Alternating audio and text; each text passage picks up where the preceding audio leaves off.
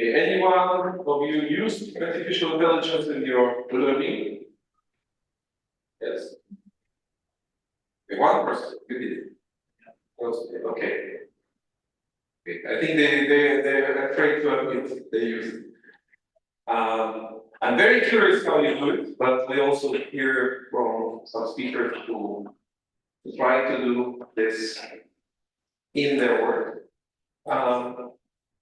So what we are going to explore is, I think there are two interesting questions that we have on the table. Well, I will say many more than two, but to begin with. One is, what do we see as the current potential and implications of artificial intelligence for learning? Because, for example, if we start talking about testing, and in higher education, tests are usually essays. People are assumed to process what the course has taught them and write an essay. And now what many students do, they go to ChatGPT and just ask to write an essay, and it will produce essays in very different styles, will get good rankings from teachers. And teachers kind of made less problem because they no longer can validate that you actually learned anything. But if you are a professional sitting in the office, would you be expected not to use AI in your work? You probably would be expected to use it now because it increases your productivity. So isn't it, to some extent, stupid not to encourage students to use AI? And then the question is, how do we assess people knowing that they are going to use AI? So this is just one of many questions we have. The bigger question is, of course, okay, where do we draw the dividing line between something where we rely on AI and something where we rely on ourselves? We rely on our ability to think, we rely on our ability to draw conclusions, but we also probably need to rely on other things that are not modeled by AI at all, like social skills, ability to communicate with others, ability to collaborate with others, because people typically in higher education, in secondary education, are assumed to be learning individually. You're not supposed to collaborate with anyone. Now, in the age of AI, where you have the cognitive ability, individual cognitive ability modeled by the machine, supported by the machine, wouldn't it be smart to develop exactly that? The ability to collaborate, the ability to sense each other, to experience each other, right? So these are some questions where we, start to draw different borderlines is what we need to learn, where we engage AI. So I hope that in the conversation with our speakers, many of them are online, and we have Alberto in the room with me, we'll explore this. So what I suggest, colleagues, let's make sure we are not only delivering our messages, let's make sure we have some discussion. We have about 45 minutes now for this process. So let's start by starting with your 5-minute positioning, expressing your ideas, but keep it to 5-6 minutes maximum. And then we'll make sure we'll have more conversation between us. Let's start with you, Chandra, and your experience, because India maybe is one of areas where AI is really needed, because the massive need for learning is surpassing the ability to invest into learning at the scale that is needed now for India. India rapidly needs to upskill a lot of people and maybe in some cases create a context for basic learning. So their hopes are that AI will do the part of the job, but that's probably not the only context that you see in your work. So what would you say about the potential for AI and whether you see the strongest potential? Chandra, please unmute yourself. Thank you. We stand at an extraordinary moment in the history of education, actually at the history of everything. The rapid rise of generative artificial intelligence has given us tools that can revolutionize teaching, learning, research, and administration. Yet this progress has created a significant challenge, a widening gap between the potential of AI and our collective ability to use it effectively. Instructors often find themselves grappling with unfamiliar tools. Researchers may not fully grasp AI's capabilities. Students can misuse it without guidance, and administrators struggle with integration into systems. So this discussion, this presentation is about one essential goal, bridging that gap. How do we equip educators, researchers, students, and administrators to harness AI effectively, ethically, and productively in learning? So first, why does AI matter so much in education? AI has the power to transform how we teach, learn, and manage education.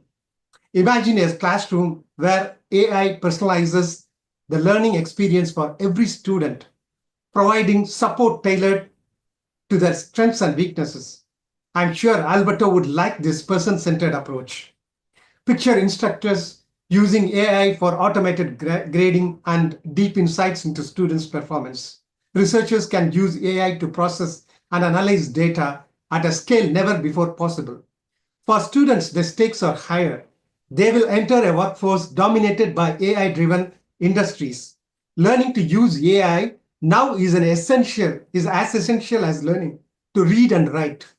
For administrators, AI promises smarter decision-making, efficient resource management, and the potential to enhance every aspect of education delivery. But we have a problem.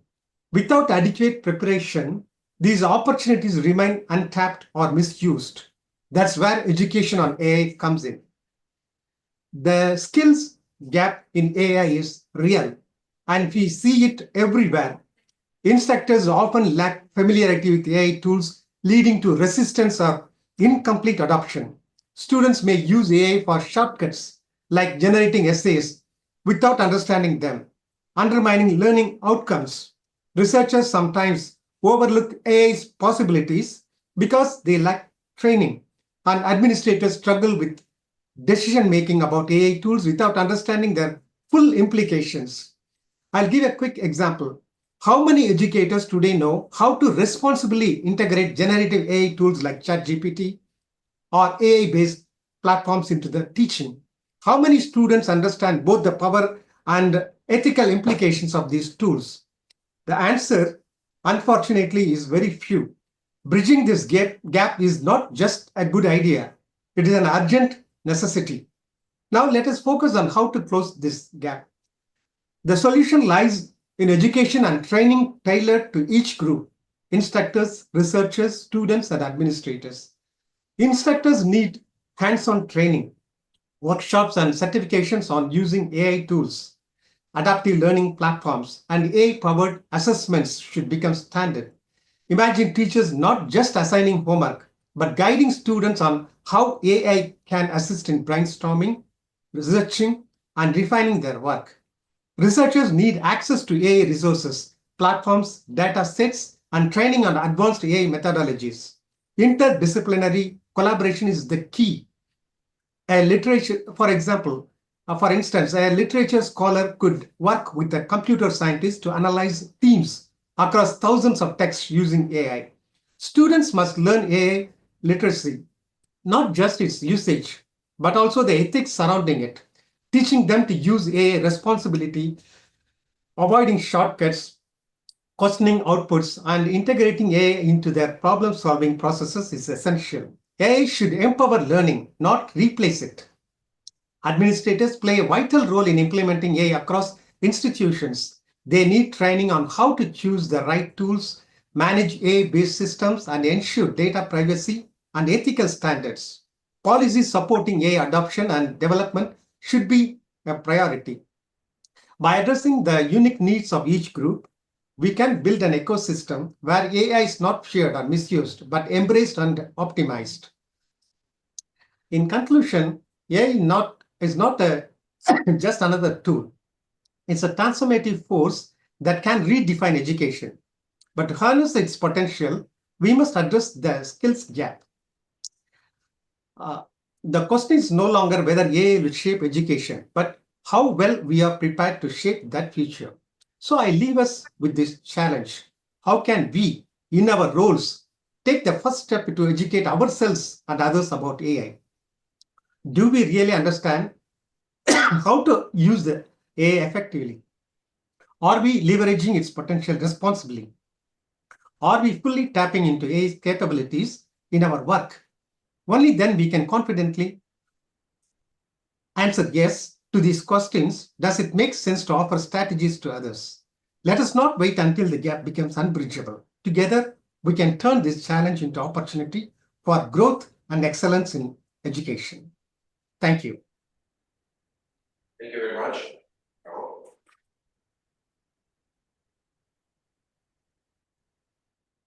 I will now move into this phase, in this opinion.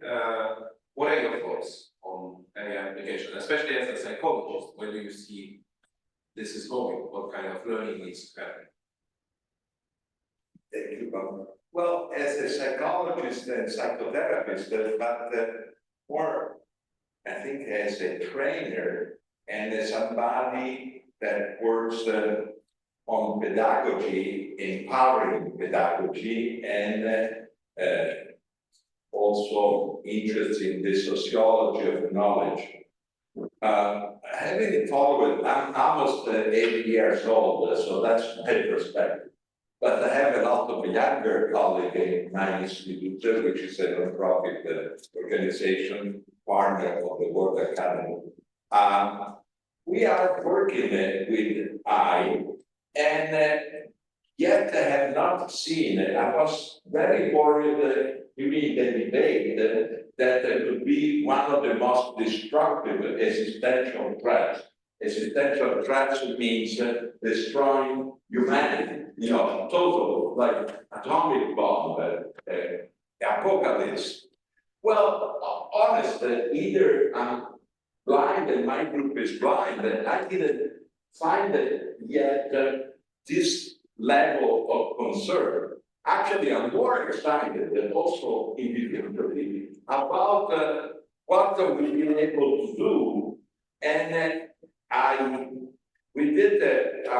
institute did for the World Academy also a research. So I think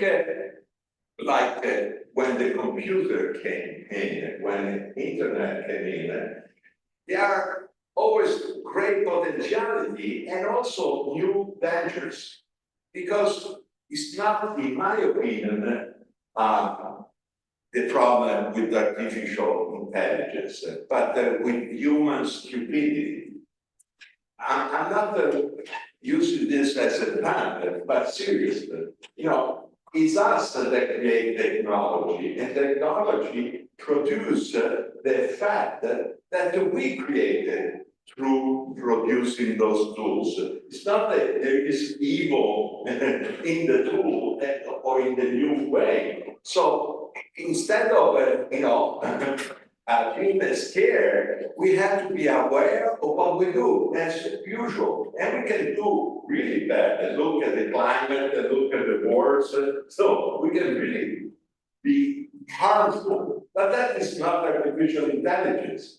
That would be taking away responsibility from ourselves. It's in our hands. So this is the first also existential positioning, and also I think a scientific sociological positioning, because the sociology of knowledge, they see that the reality, we live in a reality that is socially construed. So it's not who construed the reality? You people. So it's not racism, but it is a people that discriminate against other people. It's not like an illness. It's always people doing it.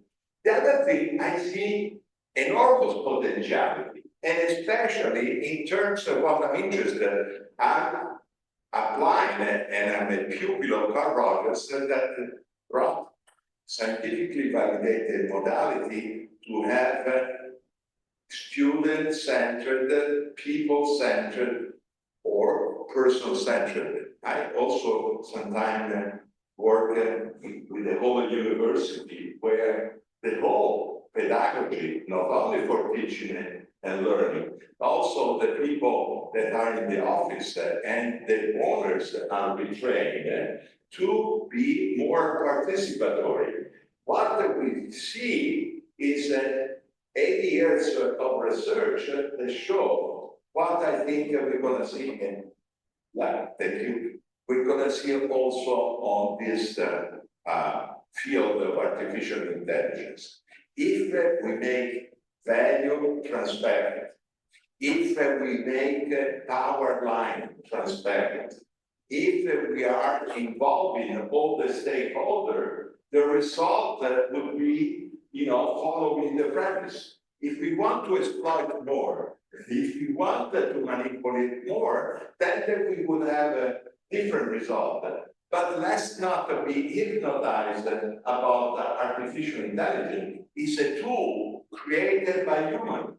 So would be those human or firm what kind of artificial intelligence they created. Otherwise, we take the responsibility where it belongs, to human beings. Thank you.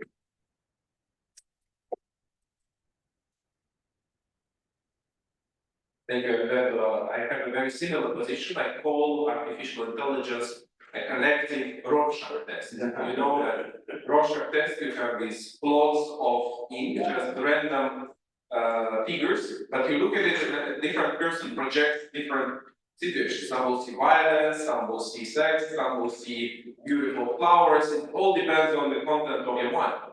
And I think we have exactly that in the case of AI. We project that it's an enemy, or it will be a god, or it will be something else. It's our projection. But I'm curious to know from Tuğba now, what is your opinion and what is your work with AI?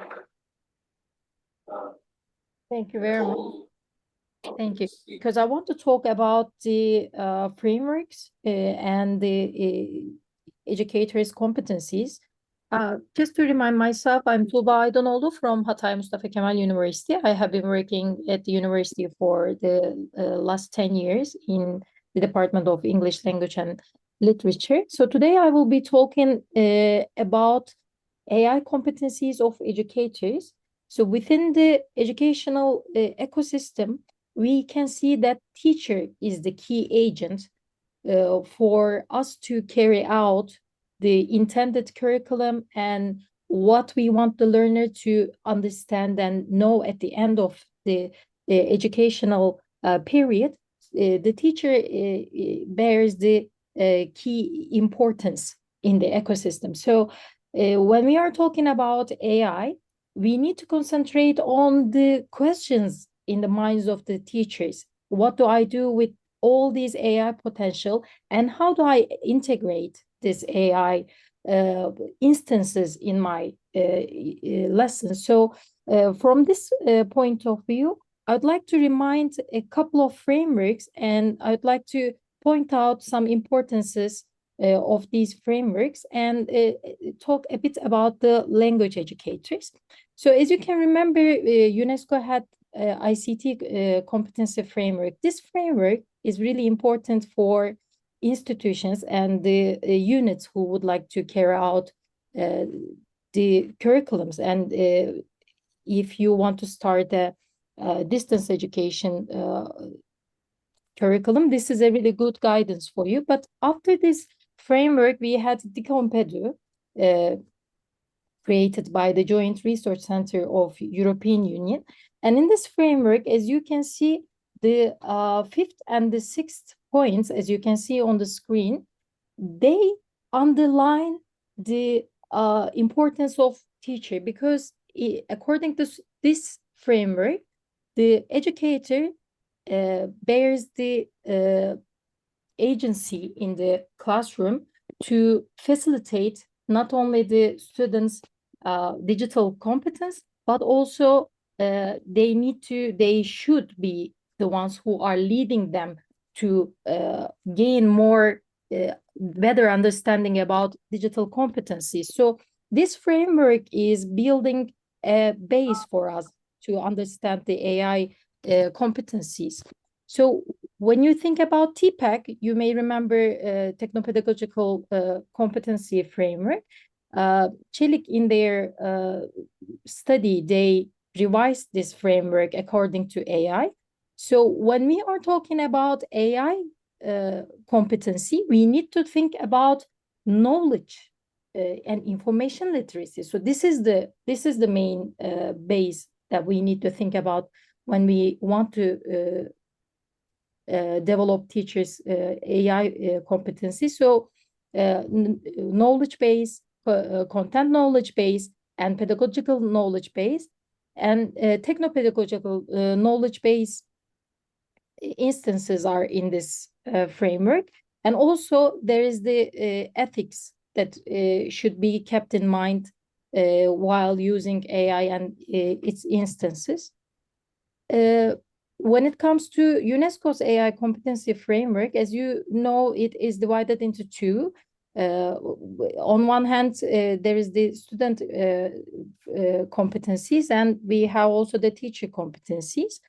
And when you look at the teacher competencies, it has all the instances which lead the teacher how to apply and how to use AI in their educational process.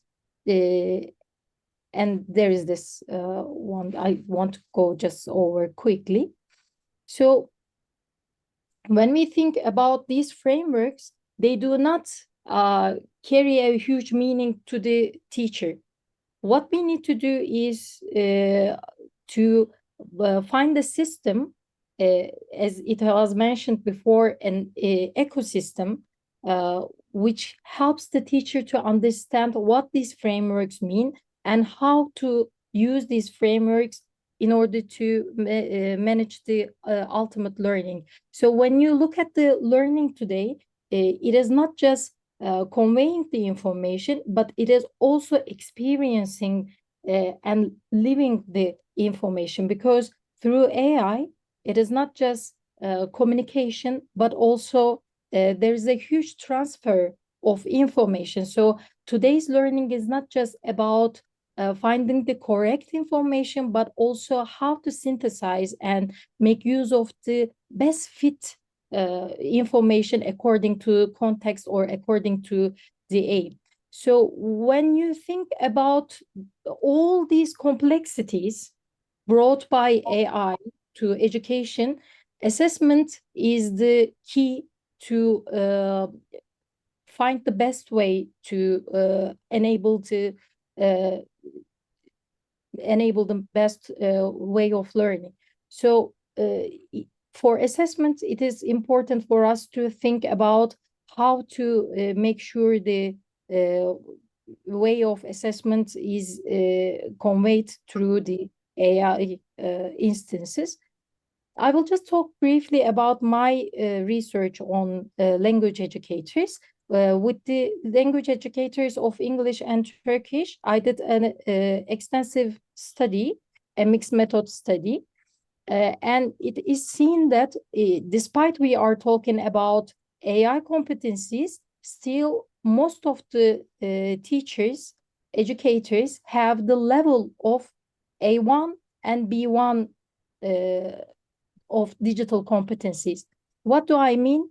As you can see in the screen, these levels are from the DCOMPEDU framework. So from the study that we have seen, despite the teachers have a really well-informed and theoretical knowledge about digital and AI competencies, when the test results are observed, their level do not go above B2 level. So as you can understand, these B levels are the threshold levels. So this says that the teachers also need scaffolding, not just the students, but also teachers need scaffolding to improve their digital and AI competencies. And it is important for especially language teachers to adopt a systematic way of assessing the student, because with the correct way of assessment, it will be really easy for the teacher to find the best fit for the learner and the specific level of the students. To wrap up, I needed to go through really quickly, sorry for that. To wrap up, let's go back to the educational ecosystem. If the teacher is the main agent in this ecosystem, it is really important for us to think about what and how teachers can understand and evaluate and synthesize and lead AI potential and AI instances in their own teaching process. So it is really important to highlight AI competencies of educators. If you have any questions, I can take them. Thank you very much.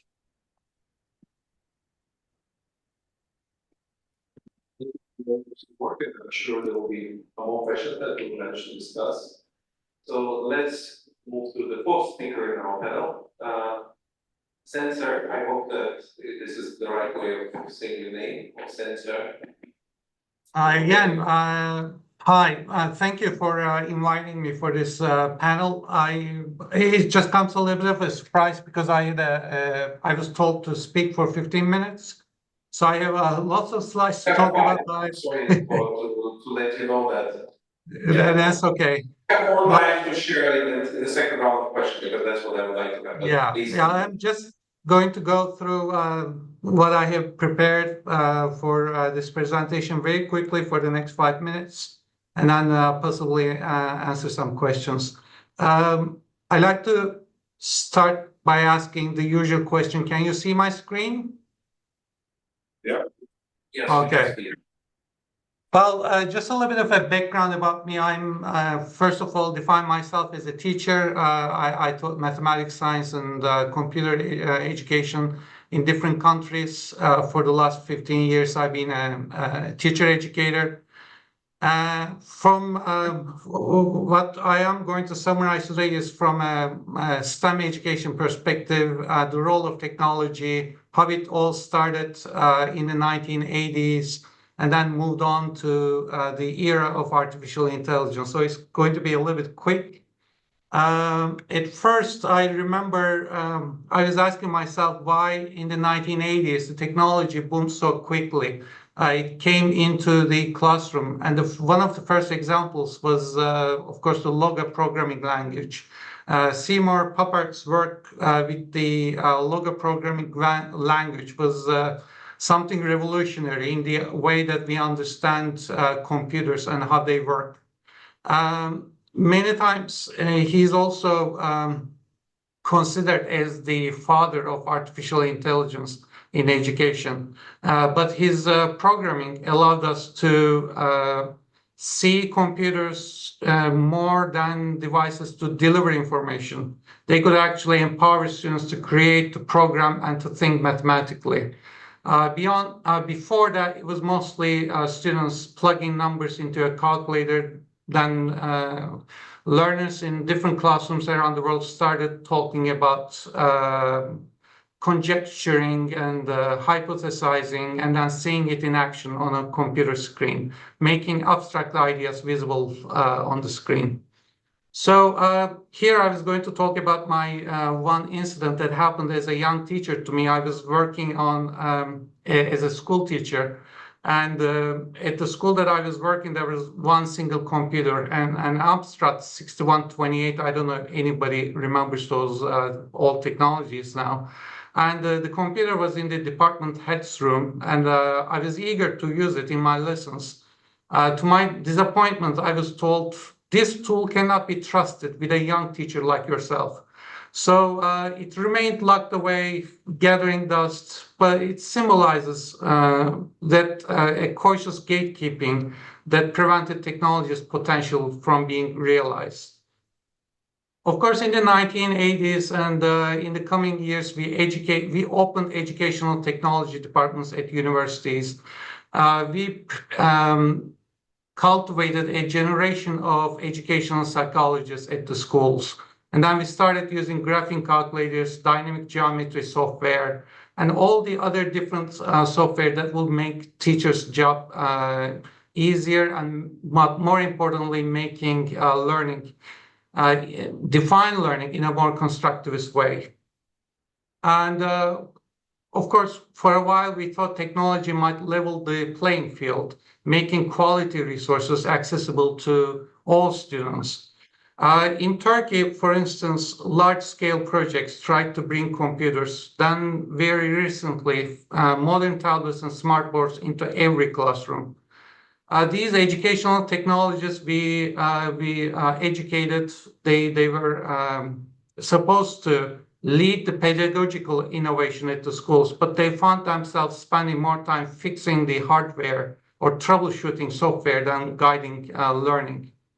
So, of course, in more recently years, we started seeing this big pharma-like companies, Google Education, Microsoft Schools, and Apple Classrooms going into the educational arena with gusto. They offered certifications for teachers. They offered user-friendly platforms, ecosystems designed to extend digital learning.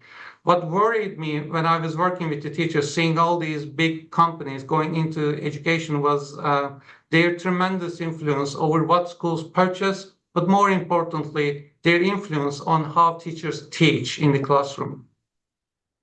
So, of course, my disappointment about the internet was mostly because I was a young university student when it just came into being widespread and limitless access to information. Wikipedia appearing to offer democratic access to knowledge. Anyone could contribute. I spent hours on editing all these articles and contributing to the knowledge base there. But at some point over time, increasing regulations, editorial concerns raise questions about openness and bias. Social media nowadays, Twitter, or it is called X now, was supposed to be spaces for intercultural exchange.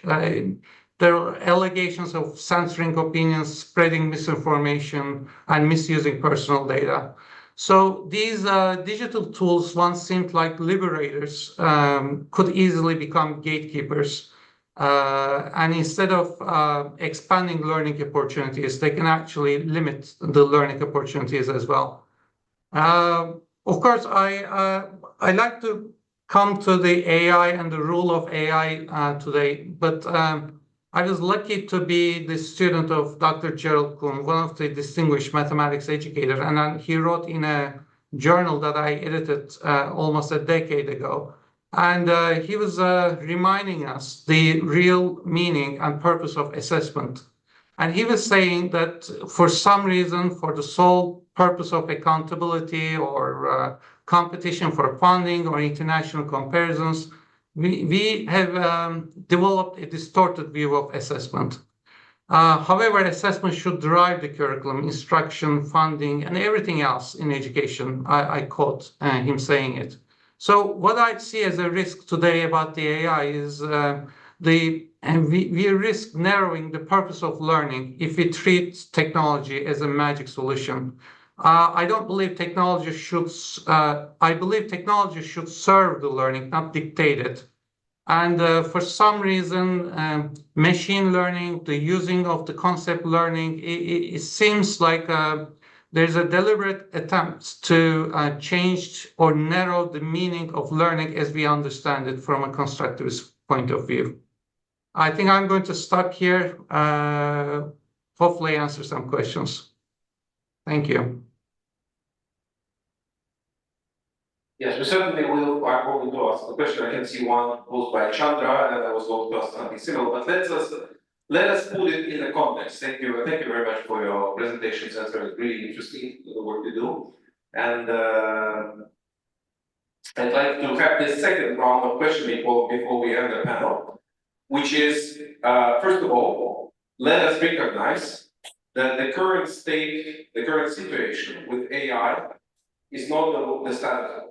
It's just a point in the progress of this very rapidly, in fact, exponentially developing technology.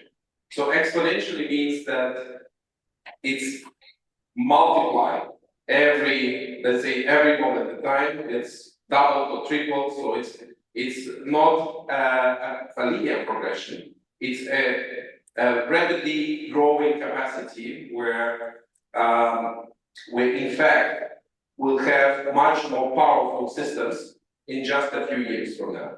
And some people expect that what we are going to have in just 3, 4, 5 years, I'm talking about people that are inside the field of research of AI, inside the companies that are developing artificial intelligence. They're talking about the age of artificial general intelligence as something that is not theoretical anymore, as something that can come in just 18 years from now. And general intelligence, unlike narrow artificial intelligence, means that it will be a type of intelligence that will be able to basically model the world, understand in some way understand the world, and make general conclusions, make basically the same or maybe greater cognitive tasks that humans are able to do. And we are just years away from that situation. And already now, we have systems such as ChatGPT or one that can solve problems, write essays, address challenges on the level of a qualified PhD graduate. So that is already, let's say, in some areas comparable with what humans can do. And that is not going to stop. So the question is, on one hand, we are talking, all of the speakers are talking about incredible potential of AI. On the other hand, we heard this story about ethical concerns. On the third hand, what Sencer just mentioned is that we should not rely on AI as substitute for human beings. I think that's a very valid point. So let us, from different perspectives, look into the future and ask ourselves, is there a role for higher education in, say, 2035 and 10 years from now? And what will be the kind of university, Estonia or any other, in 10 years from now? And let us go speaker by speaker, just focusing on the point that you've been making, just to elaborate on them. Let's begin with you, Alberto, because you made a more general statement on one hand about existential threats, and on the other hand, you were saying that there is an enormous potential. Now, looking into 10 years from now, but please let's keep 3 minutes per person. What is your 3-minute statement about the future of university, the future of higher education, and its role in the age of artificial general intelligence? Thank you. Well, I hope because in 2 years probably I'll be dead. But I'm working with my mind and my heart and my people at the institute that will carry on what we're doing right now, trying to find people-centered, value transparent, power-sharing artificial intelligence as student-centered education. And we try to do it with scientific validation. It's 80 years that we have a large amount of evidence that having student-centered education is more effective than traditional, where the power is all on the professor, on the administration. The same thing, I hope, for artificial intelligence, and we're doing it right now. We have the Academy and my student created this trauma-informed care best practice, where we give away for free knowledge that actually traditional universities rarely give. And now we find it how to make a chatbot that would allow us to give it away for free in many languages. And how we do it? We do the research and we bring in all the stakeholders, also the people that are sick and have been treated in traditional hospital or traditional. And so by empowering, that's my hope, by being intentionally democratic, empowering all the stakeholders and making the synthesis, which you have to do, transparent, because this, I hope that for humanity, there is a better future, because at the other side, it's a nightmare. Thank you. So student agency, in a way, is at the center, learning how to act, empowering people. Very nice. Chandra, you were talking about the skills gap that we already observed in use of AI. And if you try to project that into the future, and the future that we are discussing here, and also maybe taking into consideration what Alberto just said, what do you see the skills gap for students and for teachers if we prepare ourselves for this rapid expansion of AI and its potential? So we have been doing research in India and other developing countries. Here, most people don't have access even to computers. But the advantage with artificial intelligence is most people already have mobile devices. They have mobile phones. With mobile phones, they will be able to use artificial intelligence tools. I think that is a blessing. So it is even before even before AI was introduced to the masses, students and teachers were good enough in using mobile devices. So we don't have the problem with hardware. It's only the techniques of using artificial intelligence tools that we had to teach them. If we can do that, skills gap can be closed considerably. Thank you.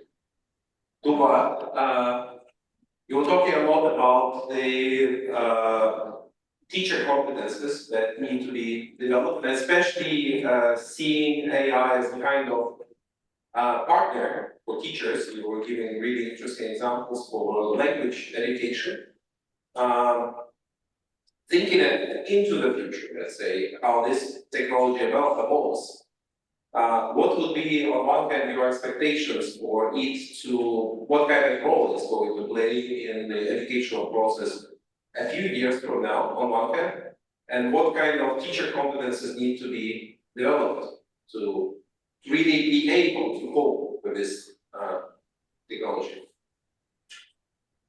I think we need to tackle this question from 2 points of view, because at first we need to think how rapidly it's evolving. And in 10 years, we wouldn't be talking about the systems that we are using today. So it will be through the brain chips, people would be talking to each other, machines would be integrated in daily routines of every person. So on one hand, we have the question of where the reality is going, how the reality is evolving with AI. And this reality, how that helps us shape education. So when you have the reality and you cannot manage the thoughts and the language of people, you won't be able to have an effect on the education. So we need to tackle this question with not just the competence of teachers, but also strategies of government, strategies of institutes and institutions, because AI is rapidly changing and it's evolving in a speed that it is really hard for us to grasp, especially in the countries like Turkey, where on one side there are really huge companies and every technological aspect is growing really well, but also, as Professor Chandra pointed out, there is a huge skill gap between the students and the teachers and the schools with limited resources and limited fundings. So the question here is not what's going to happen in 10 years. I think the most important question is how we can be ready for the things which may happen in 10 years. There should be strategies, not just for teacher education, but also how education should evolve in this 10 years. It used to be, sorry? Exactly that, thank you. Yeah, okay, thank you. No, sorry, I did not mean to interrupt you. I only wanted to support what you're saying. Just to wrap up, what I try to say is, it used to be, education used to be just a transfer or transferring information, and now we are living the information, we are experiencing the information, and in the future it will be information wouldn't be a question. It will be just humanity versus machines. So we need to be able to grasp this change. This is what I mean. Thank you very much. Sencer, you are tasked with a very interesting type of work. You are training STEM students, people who actually are developing systems like artificial intelligence. And you mentioned the limitations of AI in your work and in education in general. So, and I saw the question from Professor Chandra also about the most critical skills instead that can be developed. So looking into the future, to be able to cultivate people that are not only working with this sophisticated system, but are able to develop and evolve them and integrate them, like Tuğba indicated, what are the most important skills that you think needs to be developed, especially in STEM education? Yeah, thank you again for this question. I mostly work with teachers, STEM teachers, and I try to help them become better STEM teachers using technology in a meaningful way to construct knowledge within the classroom. So only a couple of maybe a year ago, the artificial intelligence ChatGPT, the most developed LLM right now, wasn't able to add two numbers. If you ask 2 + 2, what is it? It would just say 6 one time and then 7 the other time. Now, with the Wolfram Group, which I'm working with, developing these technologies, the artificial intelligence and the LLMs are able to solve complex mathematical problems. And we can actually help the students construct these knowledges through AI tutoring systems. But many times I see two risks of AI's future, which may not really happen the way that you envision or people expect it to be, to grow in an exponential fashion. One is technology has been the driving force in education and in our lives for the last 40 years because of low inflation and the role of technology, the investment in R&D. They started with, again, with tutoring systems, very basic in the 1980s. Now they are developing more advanced systems. I'm not sure if it is going to be the way that we envision it is with this kind of a pace. The other thing is many times the people who develop these technologies, they're not really empowered by the pedagogical principles, pedagogical developments, constructivist views that we developed for the last 50 years. Many times for them, learning means something else. So there is that risk as well. And I see student teachers being in the middle of those two different understandings of learning, assessment, teaching. The one which makes the AI or technology in general more prevailing in the classroom, and the other one is more using technology as a tool to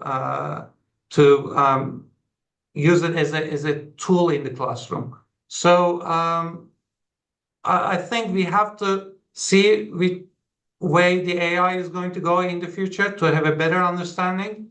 But with all these regulations and governance around the AI, I think we have to wait a couple of more years to understand how it is going to shape the education arena. It will be just too premature to envision a future where AI is basically dictating all different aspects of education.